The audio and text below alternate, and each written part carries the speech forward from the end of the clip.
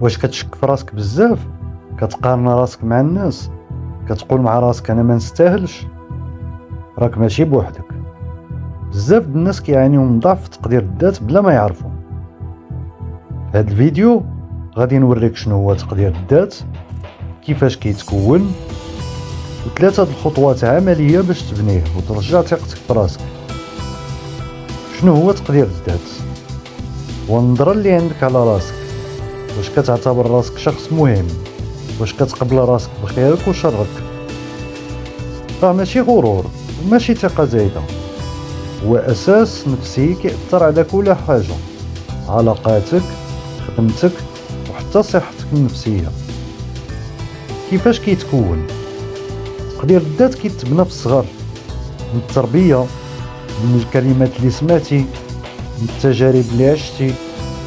مثلا الا كنتي ديما كتسمع ما كتسواش، فعقلك الباطن غادي يتيقها وغادي يبقى هادشي معاك حتى تكبر. لكن الخبر الزوين هو يمكن تبدلو. خطوات باش تبني تقدير الذات. الخطوه الاولى، راقب كيفاش كتكلم مع راسك. واش ديما كتقول انا مكلخ، انا فاشل؟ بدل هاد العبارات شي حاجه ايجابيه واقعيه. انا ماشي كامل ولكن كنجرب وكنتحسن كل نهار. الخطوه الثانيه، حدد انجازاتك الصغيره. كل نهار كتب 3 د الحوايج درتيهم مزيان، حتى ولو تكون بسيطه. هادشي كيعطي رساله لعقلك، انا قادر، انا مفيد. الخطوه الثالثه، بركه من المقارنه. المقارنه كتقتل الثقه.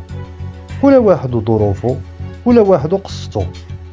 ركز على طريقك انت وخدم على ذاتك.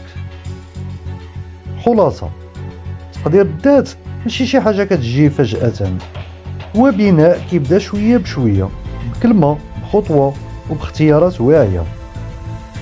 الى عجبك الفيديو ما تبخلش عليا بجيم وتعليق، وشاركوا مع شي حد كيهمك الامر ديالو وكيبان لك محتاج يسمع هادشي.